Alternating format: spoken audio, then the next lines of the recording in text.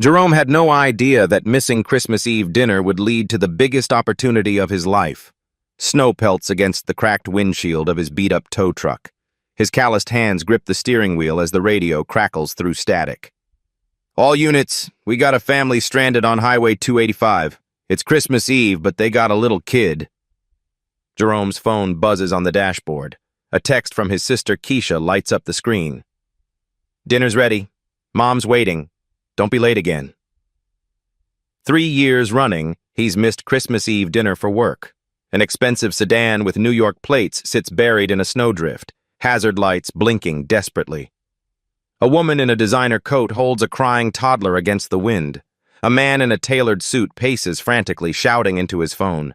But what Jerome didn't know was that this stranded family would change everything he thought he knew about second chances. For Jerome Washington, Christmas Eve was just another reminder of everything he couldn't afford to give the people he loved. The alarm clock beside his mattress reads 5:47 a.m., but Jerome's already staring at the water-stained ceiling of his studio apartment. Sleep doesn't come easy when you're calculating bills in your head every night. Rent's due in 3 days. Mom needs her blood pressure medication refilled. His sister Keisha's twins deserve better Christmas presents than dollar store toys wrapped in old newspapers. Jerome sits up, bare feet hitting the cold linoleum floor. His bank balance glows on his cracked phone screen. $247.83. The same number that's been haunting him for weeks. His morning routine never changes. Instant coffee that tastes like burnt water. Stale toast with margarine. A quick check of job listings on his phone, scrolling past positions he's overqualified for but can't get because his credit's destroyed. The walk to Miller's Auto Repair takes 12 minutes through downtown Colorado's empty streets. Jerome's always the first to arrive, keys jangling as he unlocks the bay doors. The smell of motor oil and old metal greets him like an old friend. By 7 a.m., he's already underneath a Chevy Malibu, but his mind keeps drifting. 5 years ago, he was 2 semesters away from his master's degree in mechanical engineering. Full scholarship, research assistantship, a thesis on predictive maintenance systems that his professors called revolutionary. Then his father got sick. Jerome's degree hangs on the wall of his apartment, collecting dust next to his father's Purple Heart. Sometimes he stares at it and wonders what Dr. Martinez would think of him now, his favorite professor. The woman who said he had the brightest engineering mind she'd ever taught.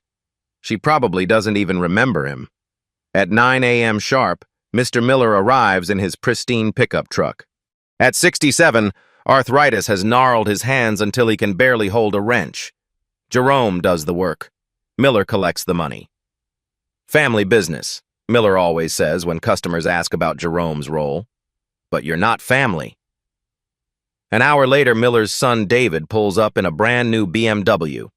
Fresh from college, designer clothes, manicured fingernails that have never touched motor oil. He'll inherit everything Jerome helped build. Jerome tightens a bolt harder than necessary. His phone buzzes with a call from his mother. "Jerome, honey, I know money's tight, but could you pick up something small for Marcus and Maya? Just so they have something to open on Christmas morning." Jerome's throat tightens. He's been skipping lunch for 2 weeks, saving every dollar for their presents. "Of course, Mom. Don't worry about it." "You're such a good boy," she says softly. "Your father would be so proud." Jerome hangs up and stares at his hands, permanently stained with grease, no matter how hard he scrubs. These aren't the hands of an engineer. They're the hands of a man who gave up his dreams to pay for someone else's medical bills.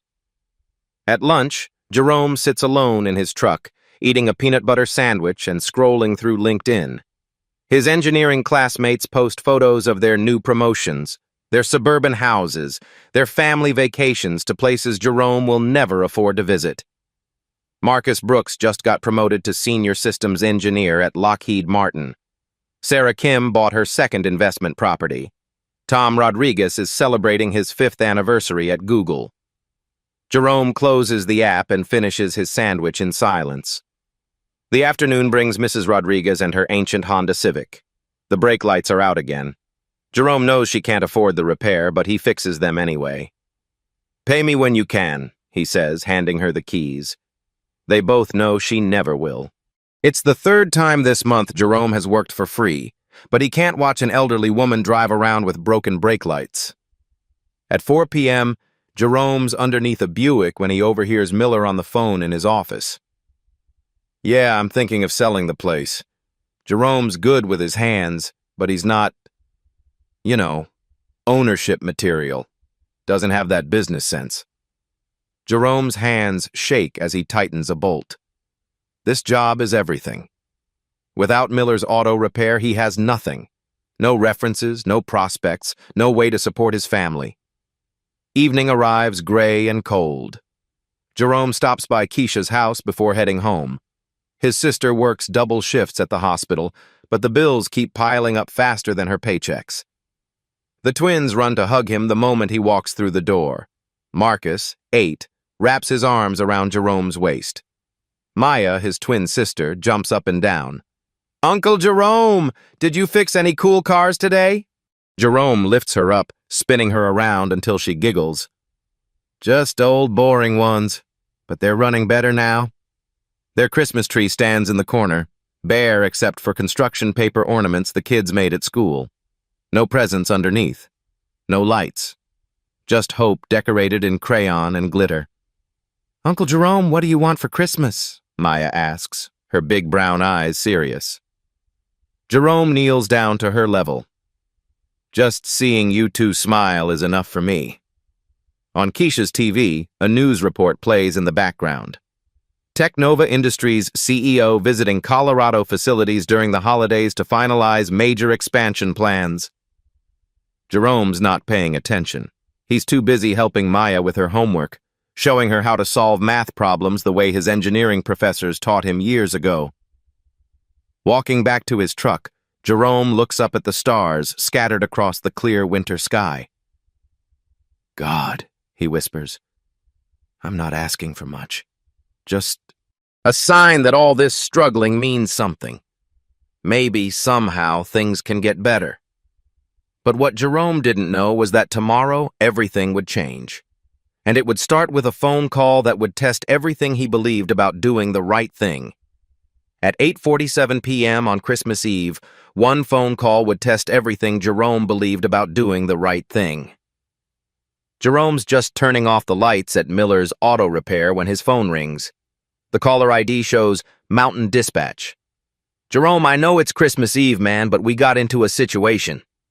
Jerome closes his eyes. He can already hear the disappointment in his family's voices. "What kind of situation, Rick?"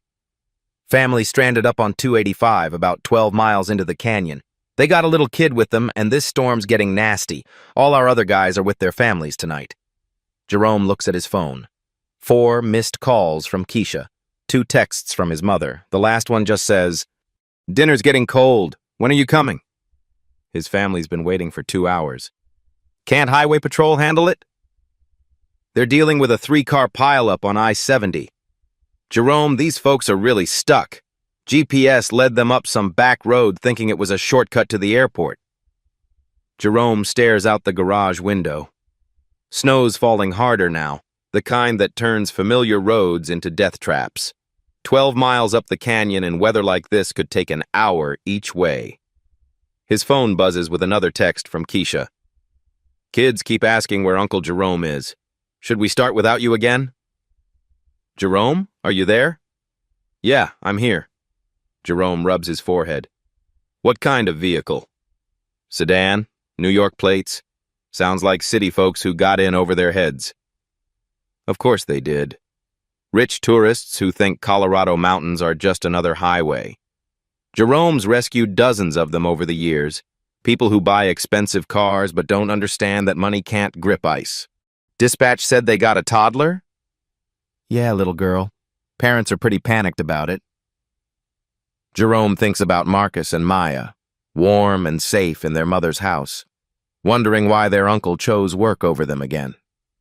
He thinks about his mother, 71 years old, staying up late to keep dinner warm for a son who never shows up when it matters. But then he thinks about a little girl, maybe Maya's age, scared and cold in a broken-down car on a mountain road where temperatures drop below freezing after dark. "All right," Jerome says, grabbing his keys. "Send me the location."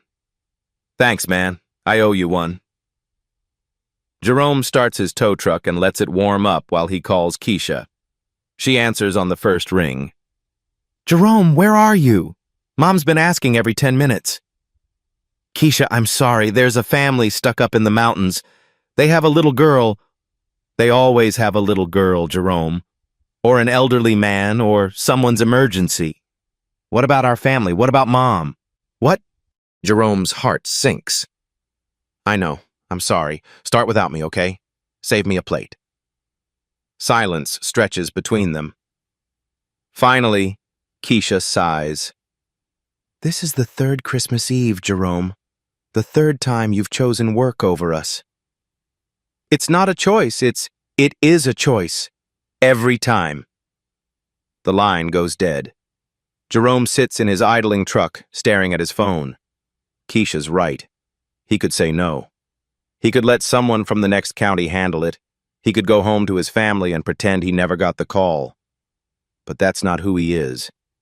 The drive up Highway 285 tests every ounce of Jerome's driving skill. His windshield wipers fight a losing battle against wet snow that sticks to the glass. Twice his truck slides sideways on black ice, and Jerome has to ease it back into the lane. Radio chatter fills the cab. Multiple accidents across the county. Emergency services stretched thin. Everyone who can be with their families tonight is home, leaving guys like Jerome to handle the people who couldn't. 12 miles feels like 50 in conditions like this. Jerome's truck groans up steep grades, tires spinning on slick asphalt. His phone sits silent on the dashboard. No more texts from family. They've given up waiting. At mile marker 47, Jerome spots the hazard lights. A black sedan sits buried nose-deep in a snowdrift, clearly visible from the road. New York plates, just like dispatch said. The car's expensive. A BMW or Mercedes. Jerome can tell from the sleek profile even under the snow. Jerome parks his truck and grabs his flashlight. Wind cuts through his thin work jacket like it's made of paper. He should have worn his heavy coat, but there wasn't time to go home and change. As he approaches the sedan, Jerome can see shapes inside. A woman in the front seat, holding what looks like a small child. A man standing beside the car, pacing back and forth while shouting into his phone. "No, you don't understand," the man's voice carries over the wind. "This can't wait until tomorrow. The board meeting is Christmas Day for a reason." Jerome notices the phone case as he gets closer. Distinctive blue and silver design with a logo he doesn't recognize but somehow seems familiar. The man looks up as Jerome approaches, relief flooding his face. But what Jerome didn't know was that this wasn't a random rescue call. This family had been looking for him specifically, and the next few hours would reveal a connection that would change everything he thought he knew about second chances. What should have been a simple tow job was about to become the longest night of Jerome's life. Jerome taps on the driver's window, flashlight cutting through swirling snow. The woman inside looks up, relief flooding her face. "Are you the tow truck?"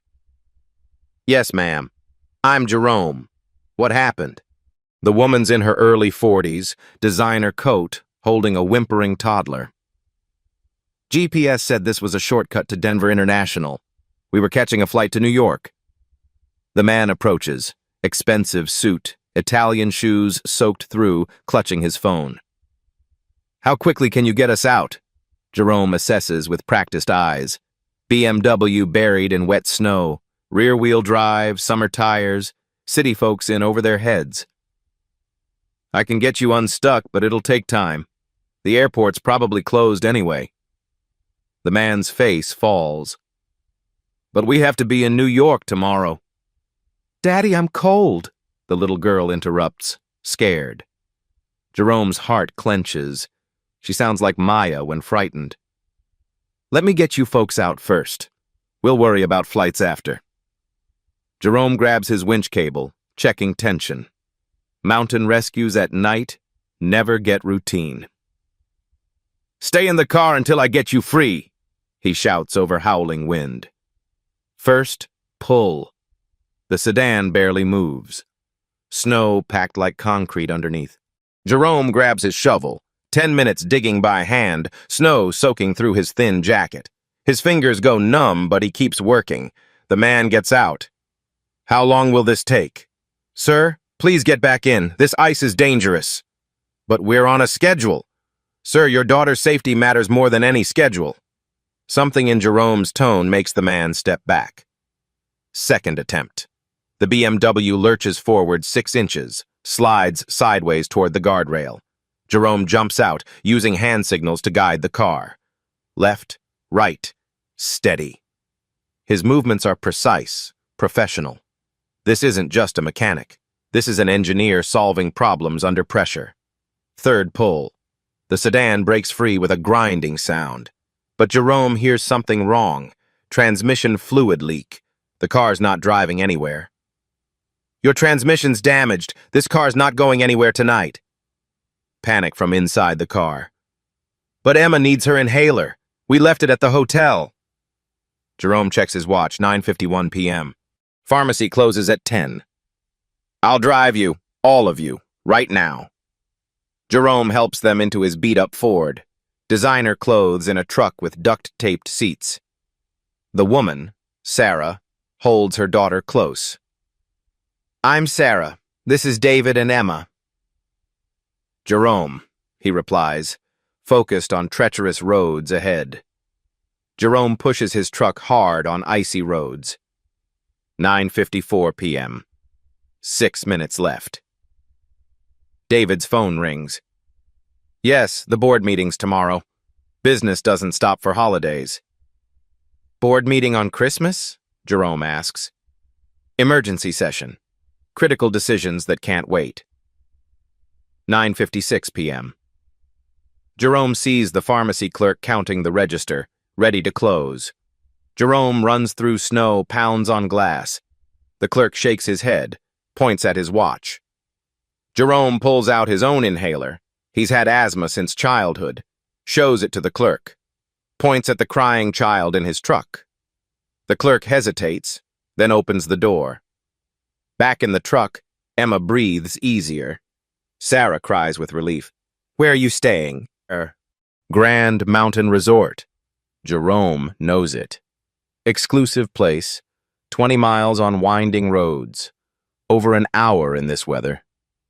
His phone shows 3 missed calls. Christmas dinner is over. The drive tests every mountain skill Jerome learned growing up. His truck groans uphill, fighting for grip. Beautiful country, Sarah says. I can see why you'd never leave. Jerome almost laughs. Want has nothing to do with it. David's phone rings again.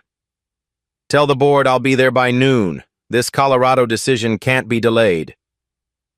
Grand Mountain Resort appears like a fairy tale. Valet parking, marble entrance, uniformed doormen. Jerome's truck looks absurd under the elegant portico. Guests stare at his work clothes, grease-stained hands. You don't have to walk us in, Sarah says, noticing. Want to make sure you're settled safely? Inside, marble floors, crystal chandeliers. Jerome's wet boots leave prints. He hangs back as they check in. The manager recognizes them. Mr. and Mrs. Davidson. We were so worried. Jerome notices the man seems nervous, overly deferential, like he's dealing with someone really important. Outside, David pulls out his wallet. How much do we owe? Jerome calculates. $150 should cover it. David peels off bills. Here's $500. Merry Christmas. Jerome stares at the money. $500 would solve so many problems. Rent. Mom's medication. Real presents for the twins. He counts out $150, hands the rest back. That's what I charge everyone? Sarah looks shocked. Please, you saved Emma's Christmas. Jerome shakes his head. Ma'am, doing right isn't about the money.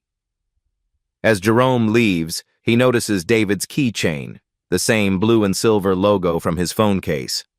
But Jerome's too tired, too guilty about missing Christmas dinner to think about logos and meetings. What he didn't know was that walking away from that money had just passed the most important test of his life. Jerome had no idea that walking away from that money was about to become the best decision of his life. As Jerome reaches his truck, Sarah calls out behind him, "Wait!" She runs through the snow, her expensive heels slipping on the wet pavement. In her hand is something small and white. "Please," she says, pressing a business card into his palm. "If you ever need anything at all." Jerome looks down at the card. The hotel's exterior lights cast shadows across the embossed lettering, making it hard to read clearly. But he can make out expensive cardstock, the kind that costs more per piece than Jerome spends on lunch. "Thank you, ma'am. Just glad your little girl's okay." Jerome pockets the card without really looking at it. He's not the type to ask for help, especially from strangers. Never has been. Sarah hesitates, like she wants to say something more. But David appears behind her, phone still pressed to his ear. "Sarah, we need to get upstairs. I've got 3 more calls to make before midnight." She nods, gives Jerome one last grateful look. "Thank you for everything." Jerome tips his worn baseball cap. "Drive safe when you get that car fixed, folks." The drive home through empty streets feels longer than the rescue itself. Christmas Eve, 11:47 p.m. The radio plays Silent Night between static bursts from the emergency frequency.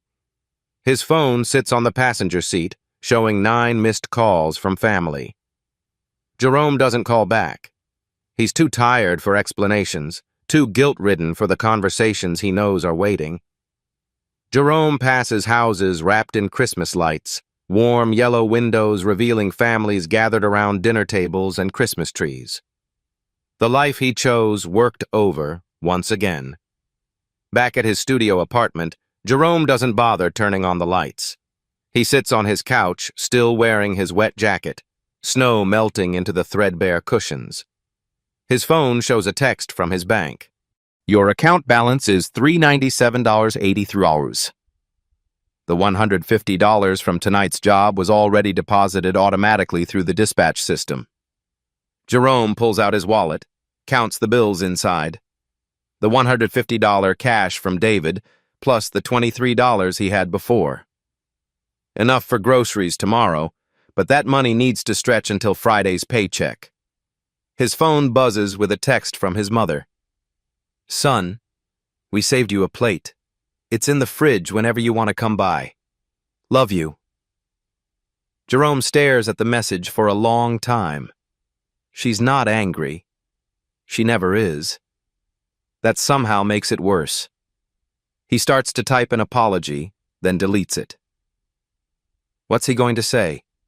Sorry I chose strangers over family again? Sorry work always comes first? Instead, he sets his alarm for 6 a.m. Tomorrow's Christmas, but emergencies don't take holidays. Someone needs to be available. Jerome opens his refrigerator, nearly empty except for expired milk and leftover pizza from 3 days ago. He was supposed to stop for groceries after dinner with his family. Dinner he never made it to. He looks at the $150 in his wallet again. Could drive to the 24-hour market, get some real food. But that money needs to last until Friday, and there's always something. His mother's medication, the twins' school supplies, the electric bill that's already overdue. Jerome eats the cold pizza and drinks tap water. He's gotten good at making do with less. He empties his pockets onto the nightstand. Keys, wallet, some loose change, and Sarah's business card. The card lands face down, logo invisible in the dim light. Christmas morning arrives with sunlight streaming through his thin curtains. Jerome's phone shows the usual Christmas text from Keisha. "Merry Christmas. The kids understand Uncle Jerome has important work. They always do." His mother's message is gentler. "Merry Christmas, son. Come by when you can. Your plate's still waiting." The guilt hits harder than the cold mountain air. Jerome realizes he chose strangers over the people who love him most. Maybe it was the right thing to do. A child needed help, but it cost him something precious. Getting dressed, Jerome showers and puts on his cleanest work shirt. He'll visit his family this afternoon, bring the small gifts he managed to buy, try to make things right somehow. Reaching for his wallet, Jerome notices the business card again. Morning light hits it differently now, making the embossed letters clearer. He picks it up, flips it over. Sarah Davidson, Chief Operations Officer. Jerome squints at the logo. That same blue and silver design from David's phone case and keychain. Below it, a company name that makes him pause. Technova Industries. Jerome knows that name. The tech company that's been all over Colorado news lately. Something about a major facility expansion, bringing jobs to rural areas. But he's distracted, tired, focused on the family obligations he needs to repair. He tosses the card back on the nightstand and heads out into Christmas morning. What Jerome doesn't realize is that Sarah Davidson spent Christmas morning thinking about the mechanic who wouldn't take her money, and what that kind of integrity might mean for the most important decision her company has to make. While Jerome was trying to salvage Christmas morning with his family, Sarah Davidson was making a phone call that would change his life forever. Jerome arrives at Keisha's house with gas station flowers and convenience store candy canes. The twins run to hug him despite their disappointment from the night before. "Uncle Jerome, did you save someone important last night?" Maya asks, wrapping her arms around his waist. Jerome lifts her up, spinning until she giggles. "Just a family who needed help, sweetheart." "Was it dangerous?" Marcus wants to know, eyes wide with 8-year-old curiosity. "A little. But that's what we do. Help people when they're in trouble." Inside, the kitchen smells like turkey and sweet potato pie. His mother hugs him tight, holding on longer than usual. "You missed Christmas Eve dinner for the 3rd year running, son." "I know, Mom. I'm sorry. There was a little girl." "There's always a little girl. Or an elderly man. Or someone's emergency." His mother's voice is gentle, but the words cut deep. "What about our family, Jerome? When do we come first?" Jerome helps in the kitchen, trying to make amends through action. He carves the turkey, washes dishes, plays with the twins, but underneath the Christmas morning joy, tension simmers. Meanwhile, 20 miles away at the Grand Mountain Resort, Sarah Davidson stands on her suite's balcony, phone pressed to her ear. Snow-covered peaks stretch endlessly before her, but her attention is focused on the voice coming through the speaker. "Richard, I know what we discussed about the Colorado facility manager position." She pauses, listening to a response we can't hear. "No, I haven't changed my mind about prioritizing character over credentials. There was something about last night that confirmed everything we've been looking for." Inside the suite, David approaches the balcony door, Emma playing with hotel toys at his feet. "The board's expecting your recommendation by tonight," he says quietly. "We fly out in 3 hours." Sarah holds up something in her hand, a duplicate business card, identical to the one Jerome didn't bother to examine closely. "What if we've been thinking about this all wrong, David? Sarah, you can't run a multi-million-dollar facility based on one random encounter." She turns to face him, her phone screen showing a Google search. "Jerome Washington Mechanic, Colorado engineering degree." What if it wasn't random? Back at Keisha's house, Jerome's washing dishes when his sister asks casually, "So who were they? The people you helped?"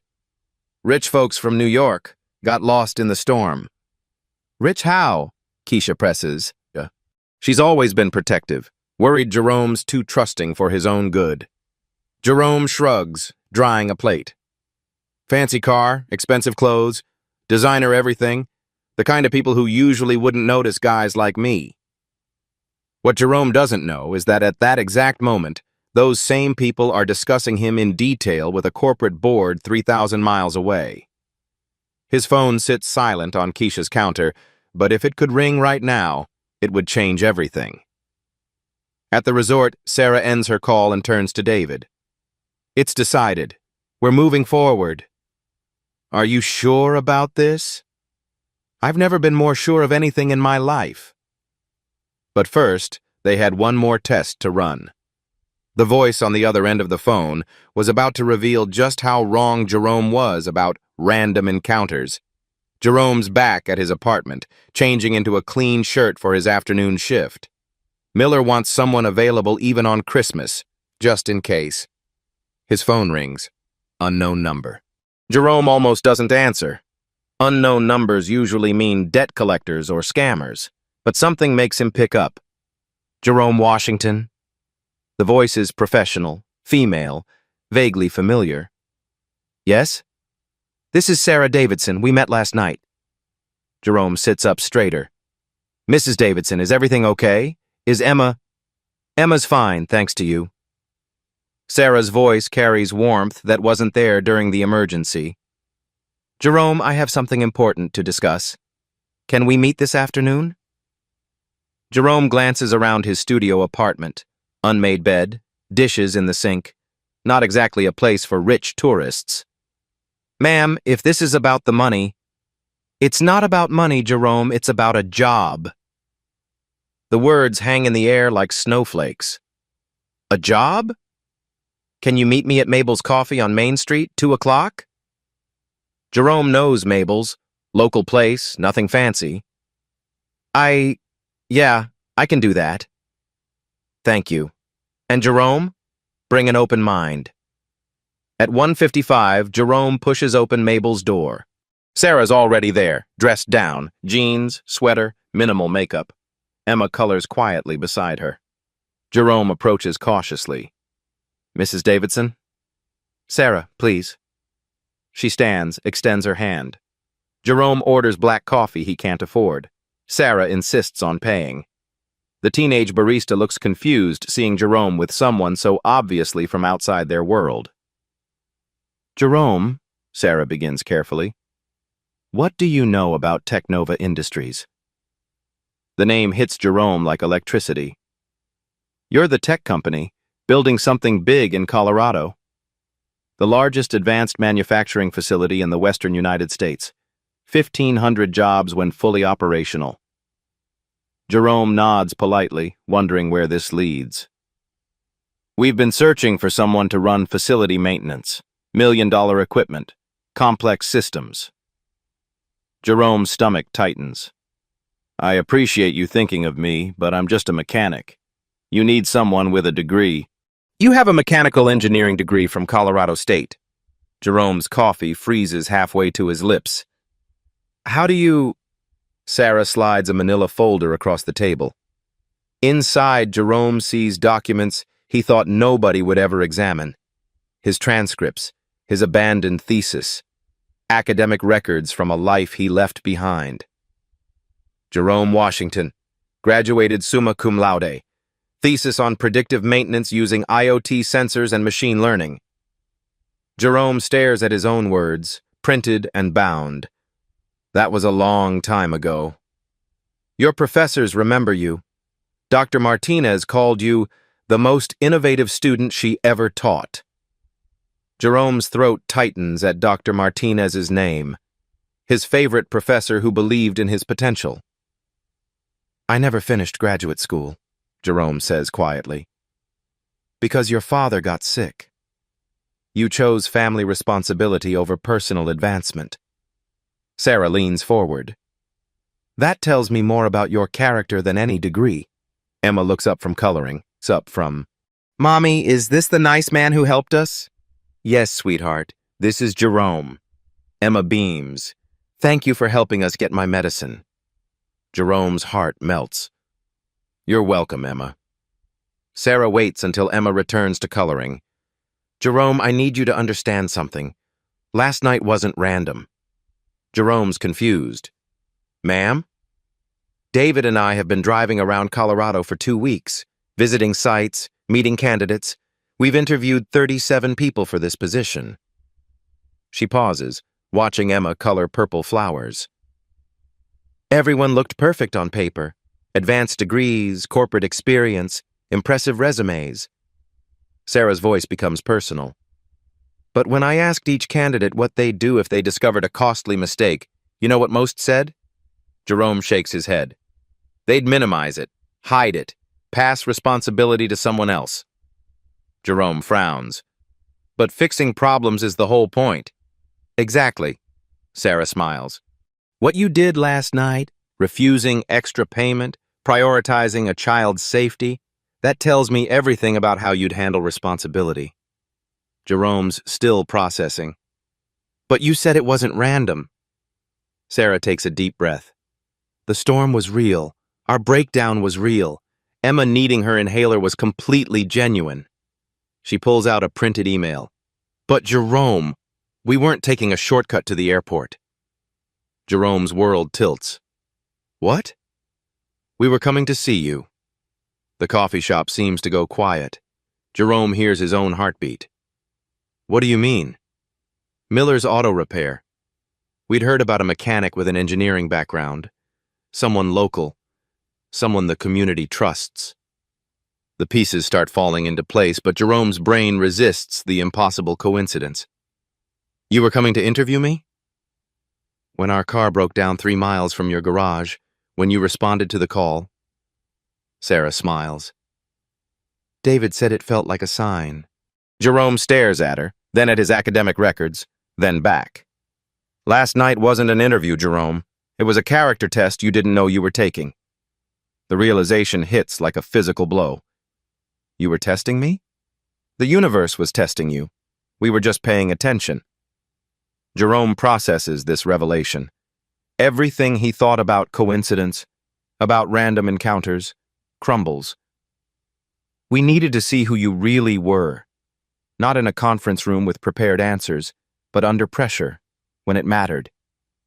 Sarah gathers her papers, preparing for what comes next. Jerome, you passed every test we didn't tell you we were giving. But what Sarah was about to reveal next would make last night's rescue look like the smallest part of this story. Sarah's next words would reveal an opportunity so big, Jerome could barely comprehend what she was offering. Sarah pulls out a tablet, swiping through architectural renderings that make Jerome's breath catch. This is what we're building. Jerome stares at massive facility blueprints, clean rooms larger than football fields, advanced robotics systems, research laboratories that look like science fiction. It's not just manufacturing, Jerome. This is Technova's primary innovation center for the Western United States. She swipes at solar arrays, wind turbines, and massive battery systems. Next-generation renewable energy technology, solar panels with double current efficiency, battery systems that could power entire cities, grid integration that doesn't exist anywhere else. Jerome's engineering mind engages despite his shock. After 5 years of brake lights and oil changes, seeing cutting-edge technology makes his pulse quicken. The maintenance requirements for that kind of operation... Exactly. Sarah's eyes light up. This isn't about fixing broken equipment. This is preventing failures before they happen, optimizing performance in real time, maintaining systems being invented as we build them. She shows technical specifications that make Jerome lean forward. Your thesis on predictive maintenance using IoT sensors and machine learning? We want to implement that across all Technova facilities nationwide. Jerome's hands shake slightly. You actually read my thesis? Dr. Martinez sent it this morning with her recommendation. Your ideas about sensor networks predicting equipment failures weeks in advance? Machine learning optimizing maintenance schedules automatically? Sarah shows diagrams Jerome recognizes from late nights in his father's hospital room. We've been looking for someone who thinks like this for 2 years. Jerome remembers writing those pages while his father slept, dreaming of systems that could prevent the equipment failures that cost his dad his factory job. I never thought anyone would actually use those ideas. Jerome, those ideas could save companies millions annually. More importantly, they could prevent accidents, protect workers, and revolutionize industrial maintenance. Sarah opens another folder. You wouldn't be alone. You'd hire a team of 12 specialists, choose your own people, set your own standards. Jerome thinks of other laid-off engineers, talented mechanics in dead-end jobs, people with skills who just need someone to believe in them. Starting salaries for your team, $45,000 to $60,000, depending on experience. Jerome's mind races. Maria Santos, the aerospace engineer substitute teaching since Boeing laid her off. Tommy Brooks, the veteran whose PTSD makes corporate interviews impossible but whose technical skills are extraordinary. Technova prioritizes local hiring. This facility will create 200 indirect jobs, restaurants, housing, services, everything that grows around major employment. Jerome realizes this could transform his entire community. We're also establishing a partnership with Colorado State, an apprenticeship program. Jerome's interest peaks. What kind of program? 6-month intensive training leading to permanent positions, high school graduates, community college students, adults changing careers. We want someone who understands needing a second chance. Jerome thinks about Marcus and Maya, about kids who never see opportunities like this. You'd design the curriculum, select candidates, and mentor the next generation. Sarah checks her watch, urgency creeping in. Jerome, I need to be honest about timing. Our board meets tonight at 8 Eastern to finalize this position. We fly back in 2 hours. The pressure hits Jerome. When would you need an answer? Now, Sarah says gently. I know it's sudden, but sometimes life changes in an instant. Jerome's mind races through obligations. Sarah, I appreciate this more than you know, but I have responsibilities. Mr. Miller depends on me. My family. We've thought about that too.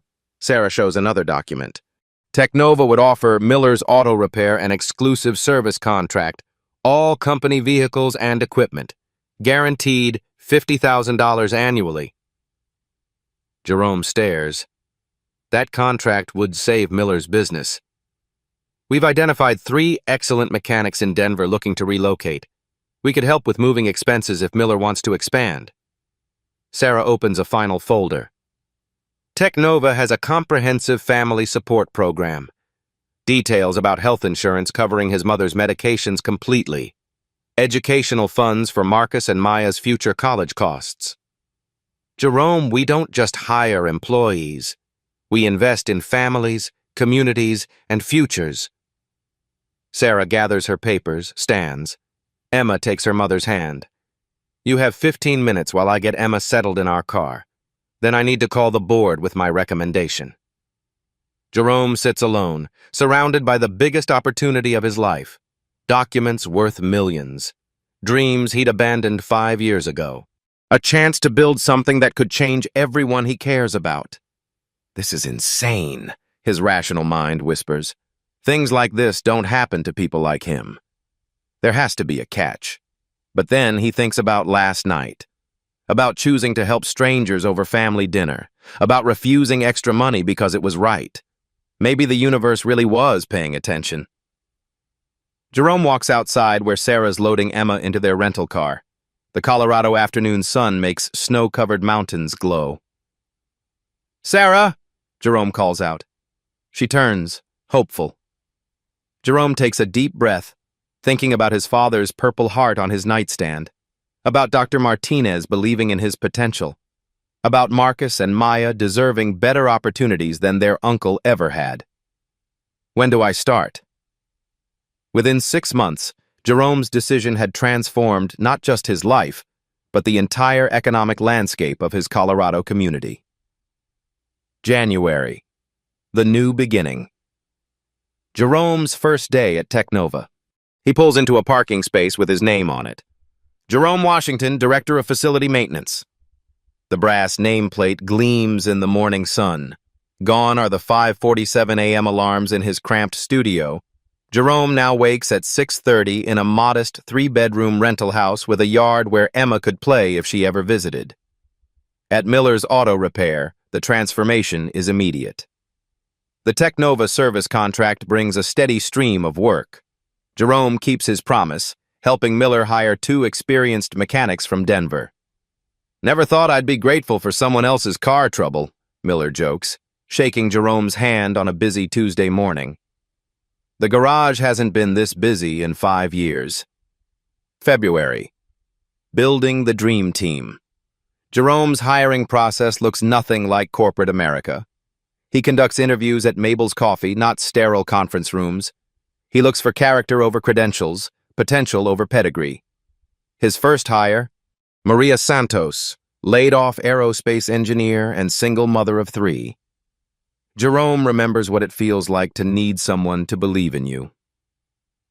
"I haven't worked in my field for 2 years," Maria says during their interview. "Good," Jerome replies. "That means you're hungry.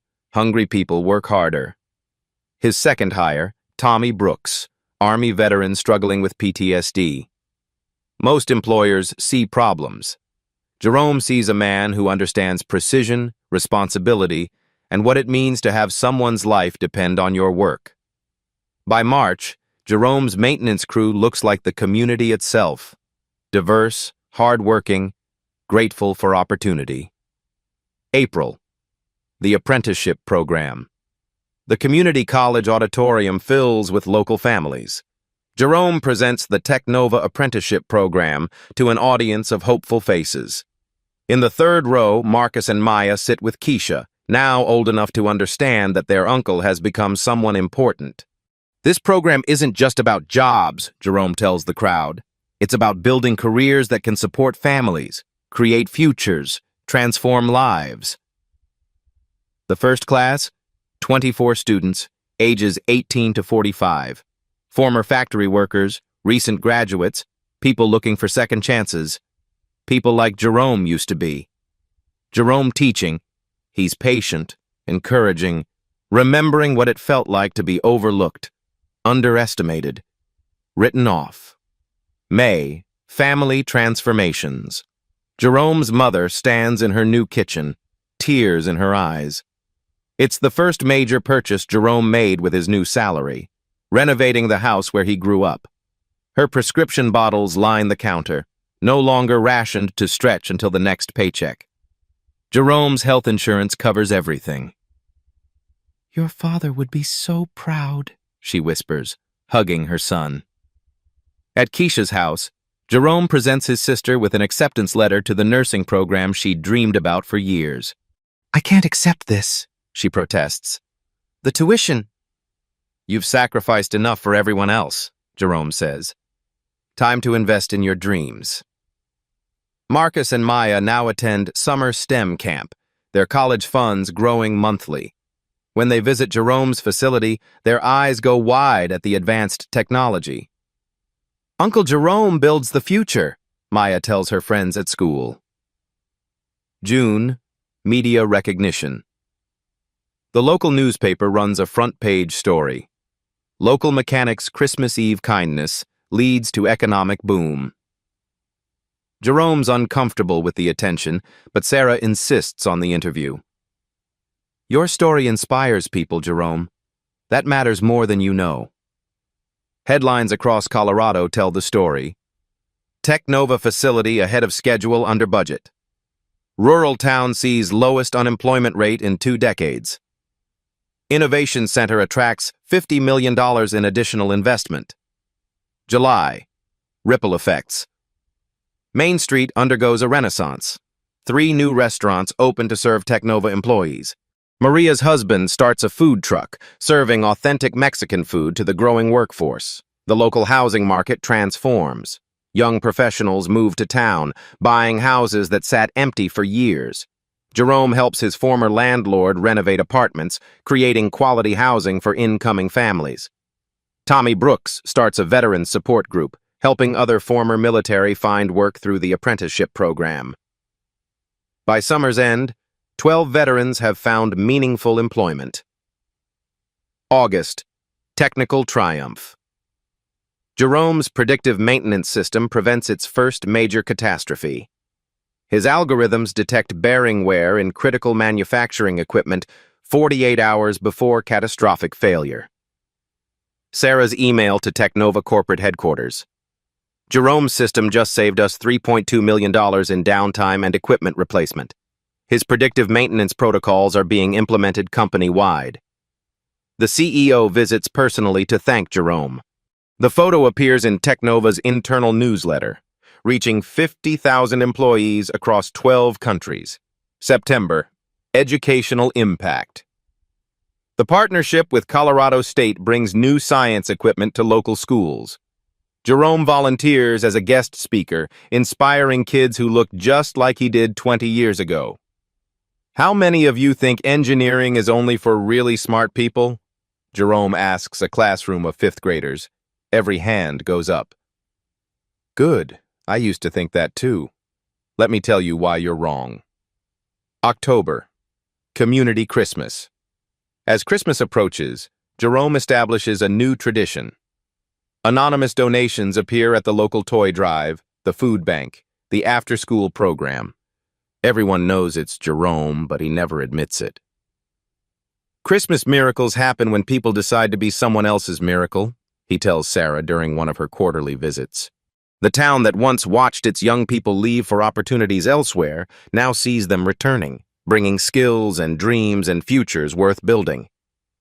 One Christmas Eve act of kindness has become a year-round transformation, proving that sometimes the smallest choices create the biggest changes. But Jerome's story was far from over. 2 years later, he'd face another family in trouble on that same stretch of highway, and his response would prove that success never changes who you are at your core. 2 years after that snowy Christmas Eve, Jerome would face another family needing help on the same stretch of highway, and his response would prove some things never change. December 2027. Jerome drives his modest new Ford pickup through the Colorado evening. It's reliable, comfortable, but not flashy. Success hasn't changed his practical nature. As regional director of operations, he now oversees 3 Technova facilities across Colorado. The job requires travel, responsibility, and decisions that affect hundreds of employees. But tonight, he's heading home to the family Christmas Eve dinner he never misses anymore. His phone rings. The caller ID shows Mountain Dispatch. Jerome almost smiles. Some habits die hard. Jerome, I know you don't take emergency calls anymore, but we got a situation up on 285. Young family, broken down, crying baby. Sound familiar? Jerome checks his watch. 7:30 p.m. Keisha's Christmas Eve dinner starts in an hour. She's cooking for 15 people now. His mother, the twins, Jerome's new girlfriend Lisa, several Technova families who've become like extended family. I'll be right there, Jerome says, making a U-turn. Highway 285, the same stretch of road. Snow falls steadily, but not the blizzard conditions of 2 years ago. Jerome's headlights illuminate a familiar scene. Vehicle in distress, hazard lights blinking, family in trouble. But this time, it's a beat-up minivan with local plates. A young Hispanic couple stands beside their broken-down vehicle, the man's face showing embarrassment and worry. A baby cries in the woman's arms. Jerome parks his truck and approaches. The man tenses, clearly uncomfortable, asking for help. Evening, folks. I'm Jerome. Heard you might need some assistance. Our radiator hose blew, the man explains in accented English. I can fix it myself, but we don't have money for a tow truck. Jerome pops the hood, diagnoses the problem with practiced eyes. Simple fix. He keeps basic parts in his truck now, old habits from his mechanic days. No problem. Let me grab some tools. 20 minutes later, the minivan purrs to life. Steam no longer rises from under the hood. How much do we owe you? The father asks, counting crumpled bills with shaking hands. Jerome recognizes that calculation, that worry about having enough left for necessities. He's been there. Pay it forward, Jerome says, using the same words Sarah Davidson taught him. Help someone else when you can. The mother insists Jerome take something. She presses a business card into his hand from her worn purse. Jerome glances at it under his flashlight. Rosa Martinez, head chef, Martinez Family Restaurant, opening soon. Martinez? Jerome asks. Are you related to Carlos Martinez from the Technova apprenticeship program? Rosa's face lights up like Christmas morning. He's my brother-in-law. He never stops talking about this program that changed his life, his boss Jerome who gave him a chance when no one else would. She stops mid-sentence, staring at Jerome's face in recognition. Wait, you're Jerome? The Jerome? Jerome chuckles. Just Jerome. Glad Carlos is doing well. 6 months later. Martinez Family Restaurant's grand opening draws a crowd down Main Street. Jerome cuts the ribbon alongside the mayor, surrounded by business owners who've thrived in the town's economic renaissance. Rosa approaches Jerome afterward. That night on the highway, Carlos told me later you were his boss. You could have mentioned it. Jerome shrugs, watching families enjoy Rosa's authentic Mexican cuisine. Character isn't about the titles you hold. It's about what you do when nobody important is watching. Full circle. Jerome's office wall tells the story of transformation. Thank you letters from apprenticeship graduates, newspaper clippings about community growth, photos from facility openings across 3 states. But prominently displayed among corporate achievements are 2 simple business cards. Sarah Davidson's from that first Christmas Eve night, and Rosa Martinez's from the highway encounter 2 years later. His assistant reminds him it's time to leave for Christmas Eve dinner, a tradition Jerome never misses now. As he locks his office, Jerome's phone rings. Another emergency call from dispatch. He smiles, answers. Jerome Washington, how can I help? Some things never change, and that's exactly how it should be. Jerome's story reminds us that kindness isn't just about grand gestures. It's about the choice to help when it's inconvenient, to do right when no one's watching, to put others' needs before our own comfort. Every single day we pass people who need our help. A stranded motorist, a struggling parent, someone who just needs a kind word or a helping hand. We tell ourselves we're too busy, too tired, that someone else will step up. But what if that moment of inconvenience is actually an opportunity in disguise? What if your small act of service is exactly what the universe is waiting for? Jerome couldn't have known that one Christmas Eve decision would change everything. But he made the right choice anyway, because that's who he was at his core. Here's my question for you. When was the last time you helped someone who couldn't help you back? Share your story in the comments below. I read every single one. If this story inspired you to believe in second chances and Christmas miracles, hit that like button. Share this video with someone who needs to hear that their kindness matters. And remember, your moment to change someone's life might be closer than you think. Subscribe for more stories that prove ordinary people can do extraordinary things. Because in a world that sometimes feels cold, we all need reminding that warmth still exists. What act of kindness will you choose today?